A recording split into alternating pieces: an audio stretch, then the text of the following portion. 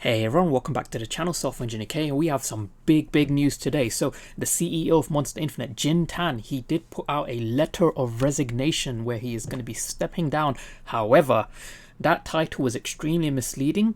I personally don't agree with the title, but I will be going through exactly what he meant. And that as a result of that, there were people who kind of acted on just the title of the article. They acted a bit too quickly. We saw some crazy movement in the market, and the dynamic of the Monsta Infinite market has changed a lot. But before I go further into it, I just wanted to take advantage. So I've just transferred over some USDT, and let's see how much money tokens we can buy. I've put over just over 2k. We can get 2076 more money tokens, which is perfect. But before I click confirm, I'm just going to change the other screen. And okay, so if we switch back, we can see that our order is now in. So we have our order currently filling, so $69 has been filled. We'll just leave it here and we'll come back to it in a moment because it is a limit order. So we can see our order filling right now. But you guys can see that there are, some periodic sell orders coming in. The buy orders are starting to get a lot bigger now. We can see 11,000, 11,000. Like the buy orders are definitely surpassing these sell orders. But we'll come back and see because we're about, just under halfway done. Now, they put out this article, so a letter of resignation from the CEO of Monsta Infinite, Jin Tan. Now, if you read that, that is frightening. But if you look at the thumbnail, it says 1,000 BNB pledged, reached the top 200 market cap in the crypto industry by 31st of December, so end of this year. This is all really confusing. Now, if we have a look, it reads kind of like, a normal resignation letter. He says, this letter is written by the CEO of Monsta Infinite, Jin Tan. I want to address to the community that I am aware of your concerns and frustration. There has been a loss of confidence due to numerous factors, from delays, as well as pessimistic sentiments around the entire crypto industry. The market has been bearish, etc., etc. So, he kind of goes about it like a typical sort of resignation letter, kind of talks about the market a bit, and then kind of his own failings and the failings of the company. And he spoke about the challenges as well, and how he wasn't able to get the company to tackle those challenges correctly. And this kind of goes on. And at this point, if you've read the past 5 paragraphs, you've pretty much realized, okay, this is a letter of resignation. He's stepping down. Some people might call it like it's a rug pull. But did Jin Tan rug pull us? Well, this was one of those really kind of clickbaity style articles, because if you carry on reading, right, he then goes on to say, I have been here since day one of this project. This project was the result of my ideas.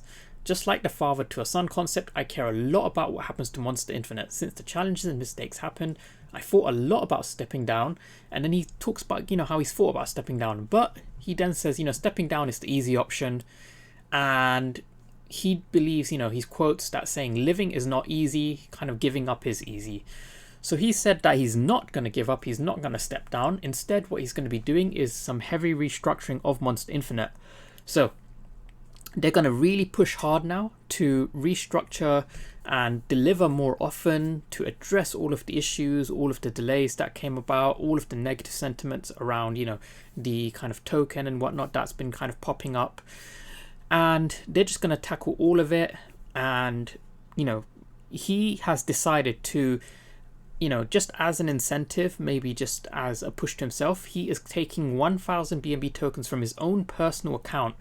And he is putting it on the line where if Monsta Infinite's token does not hit the top 200 market cap coins by the end of this year, he's giving away that 1,000 BNB from his own personal account to all the money holders.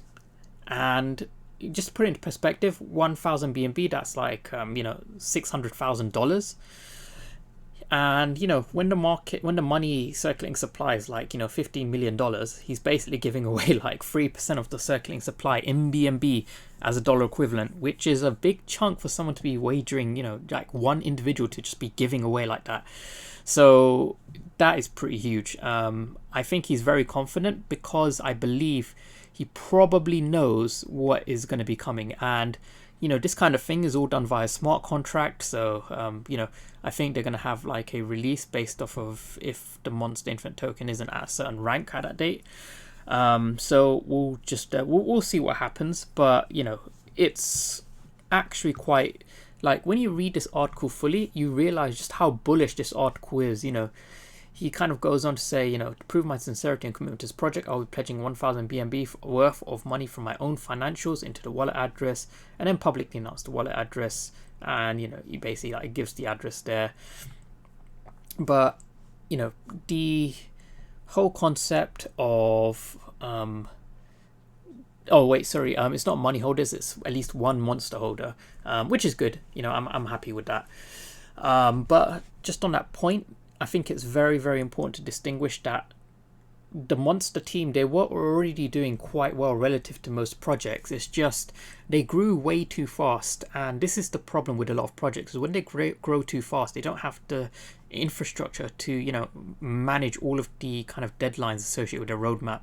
They have, you know, priorities related to scaling. They have to kind of restructure, they have to you know, onboard a lot of people, they have to kind of, you know, implement some form of kind of, I guess, a tiered management system as well, just so they have a better idea of what, you know, what's happening in like every part of the project, and just to kind of you know, collaborate in the most effective way possible and just manage that workload. So he's done this. Super bullish now, even more bullish. We'll just check again and see if our MONI token has been purchased.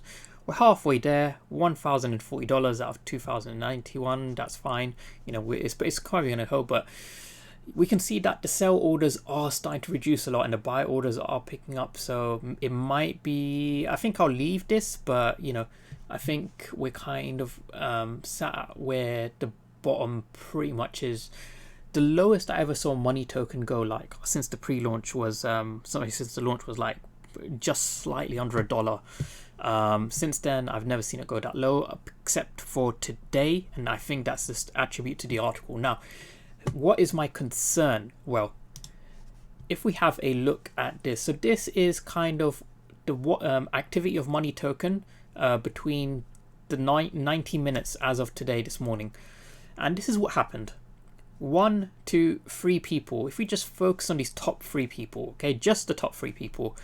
These 3 people have purchased, you know, over $500,000 of MONI tokens within this 90-minute period. $500,000 worth of MONI tokens, you know, in a $50 million market cap, like that's like over 3% of the circulating supply. A couple of people, well, you know, like 3 people have purchased over 3% of the circulating supply worth of MONI tokens in that 90 minutes. And they did this right when the article was dropped. And a bunch of people were panic selling. A few people basically took the MONI tokens held by thousands of people. And this always happens in every project, right? As soon as there's a bit of FUD. Okay, this happens in every project that I've been in that ends up being successful in the future, right? Because a lot of these whales, they know what they're doing. They get, you know, they may even get, you know, certain information that might not be entirely disclosed to the public, but they get in. They wait for these opportunities, and then they basically accumulate at the bottom when these kind of things happen.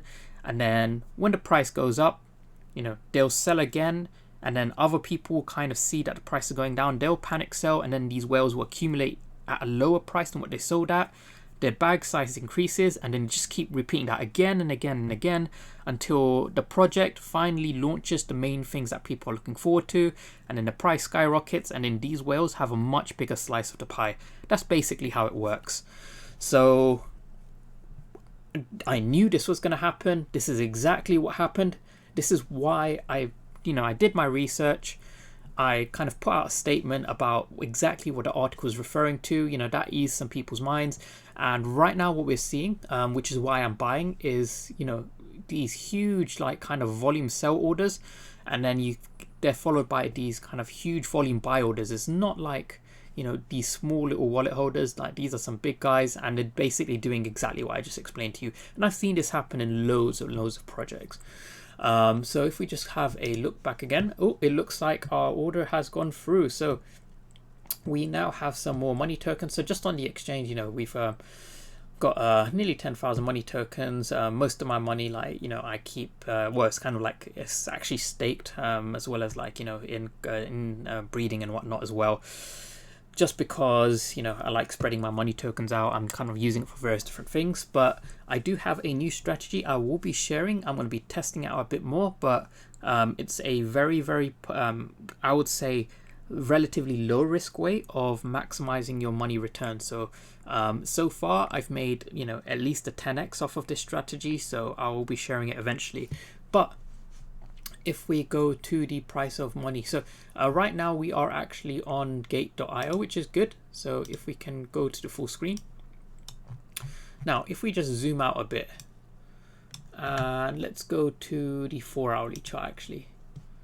Okay, so on the 4-hourly chart, we can see, you know, we have been on a consistent downtrend. Now, the reason why I've found this to be one of the best buying entry points like ever is if we just have a look across, you know, we've only ever really touched this $1 region. Okay, if we ignore the launch because the price shot up, we only ever touched it kind of like, you know, close to the launch right here at this point, $1.04, $1.05. And right now we're at kind of like, you know, pretty much sat at $1. So the price has never really come this low. And so I believe this is a very, very good point of support. And remember, the price did peak to, you know, about $5. And with this bullish article, with the restructuring, once the game is out, once they've released more utility, this is where I can see a very comfortable 5x at least. So that's why I am buying more money tokens. Now, that being said, could we go lower? Well, I really don't see us going down to, like, you know, these 0.5 cents, you know, levels. Like, that's definitely not going to happen. But could we go lower than that? You know, I think if we get a really, really big dump by the whales, we could probably come back to this 0.7 cent range. But, you know, the market cap is just way too low. Like, there are people who could literally buy the entire circulating supply market cap with, you know, their one wallet. That's how low the market cap is.